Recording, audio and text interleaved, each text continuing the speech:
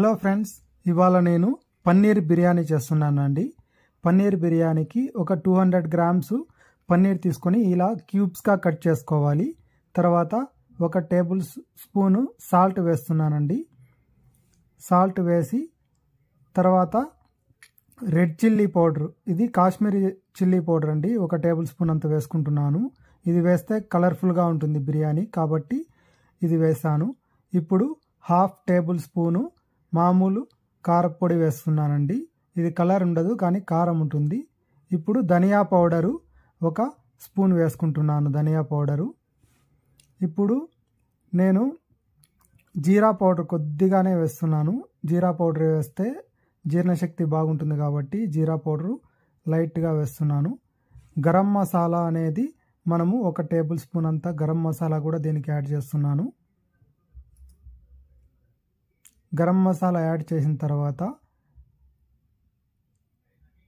ఇవి మరాఠీ మొగ్గలండి. మరాఠీ మొగ్గలు ఒక 2 తీసుకున్నాను. స్టార్ అనాస్ పువ్వు ఒకటి,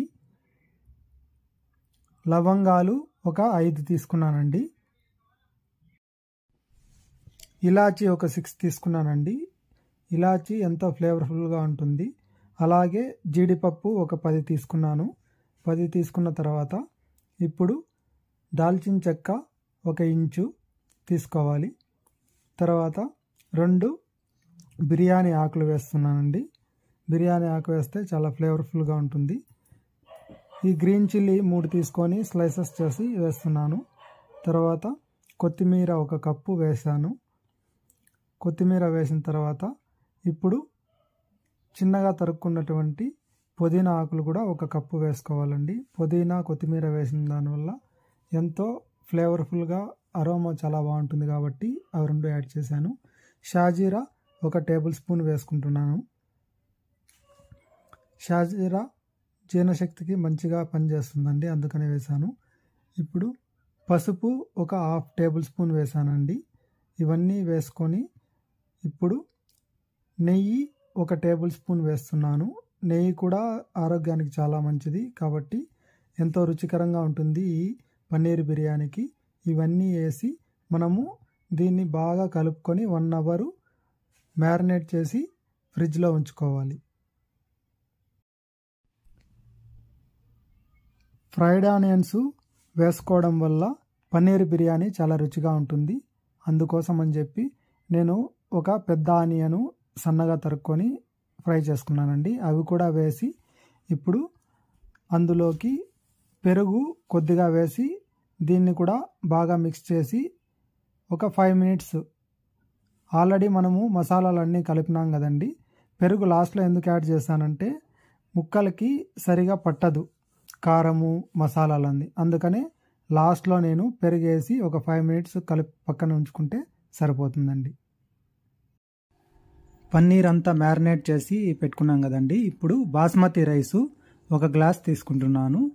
ఈ బాస్మతి రైసు శుభ్రంగా 2 to 3 టైమ్స్ కడుక్కొని దీన్ని ఒక హాఫ్ అన్ అవర్ నానబెట్టుకుంటే సరిపోతుందండి. చాలా పొడిగా వస్తుంది.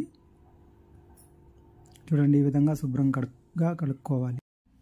బాస్మతి రైసు ఒక గ్లాస్ తీసుకున్నాను. అందుకోసం అని చెప్పి 4 గ్లాసులు వాటర్ వేసుకొని ఒక టేబుల్ స్పూన్ అల్లం వెల్లుల్లి పేస్ట్ వేసుకున్నాను. 3 పచ్చిమిరపకాయలు చీలికలు వేస్తున్నాను. ఇప్పుడు సన్నగా తరిగినటువంటి కొత్తిమీర పుదీనా వేసాను. ఇప్పుడు హోల్ గరం మసాలాలన్నీ ఈ వాటర్లోకి వేసుకుంటున్నాను. ఇవి వేసిన తర్వాత ఉప్పు బాగా చాలా సాల్టీగా ఉండాలండి ఈ వాటర్లో, అప్పుడే బియ్యానికి బాగా పడుతుంది. ఇప్పుడు మూత పెట్టుకొని మనము దీన్ని బాగా తెల్లగాగనివ్వాలి. ఇది బాగా తెల్లగాగితేనే అప్పుడు బాగా బియ్యం అనేది ఇప్పుడు బాగా తెల్లగాగుతుంది కదండి. ఈ విధంగా తెల్లగాగాలి. తెల్లగాగిన తర్వాత మనము ఇందులోకి ముందుగా ఒక హాఫ్ అన్ అవర్ నానబెట్టుకున్నాం కదండి బాస్మతి రైసు, ఈ బియ్యాన్ని వేసి 60% వరకు మనము ఉడికించుకోవాలి. తర్వాత 70% వరకు అలా లేయర్ బై లేయర్ వేసుకుందాం. మ్యారినేట్ చేసుకున్నటువంటి పన్నీర్ని ఈ విధంగా ఆనియన్స్ ఫ్రై చేసుకున్న దాంట్లోనే స్ప్రెడ్ చేసుకున్నానండి. తర్వాత ఈ బాస్మతి రైసు 60% ఉడికిన తర్వాత మనము ఒక లేయర్గా వేసుకోవాలి.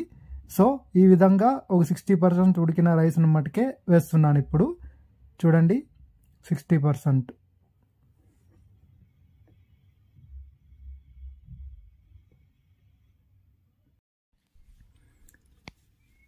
ఇప్పుడు 70% ఉడికినటువంటి బాస్మతి రైస్ని వేస్తున్నానండి ఇంకో లేయర్గా.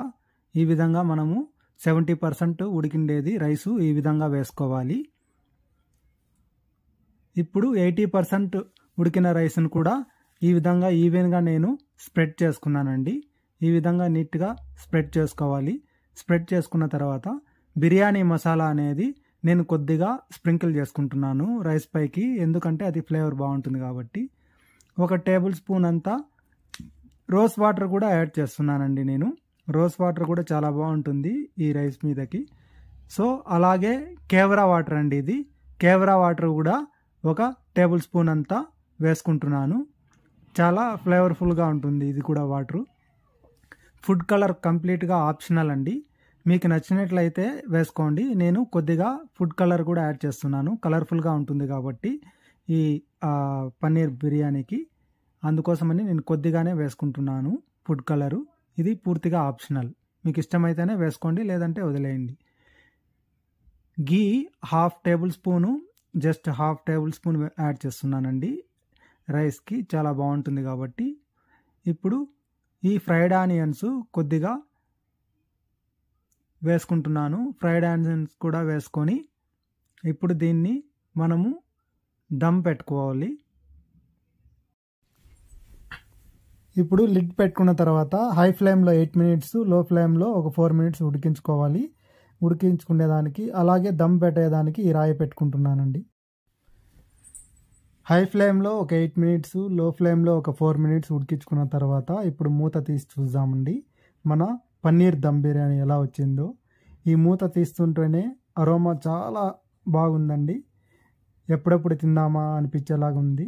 చూడండి ఈ రైస్ కూడా ఎంత పలుకులుగా వచ్చిందో, ఎంత కలర్ఫుల్గా వచ్చిందో.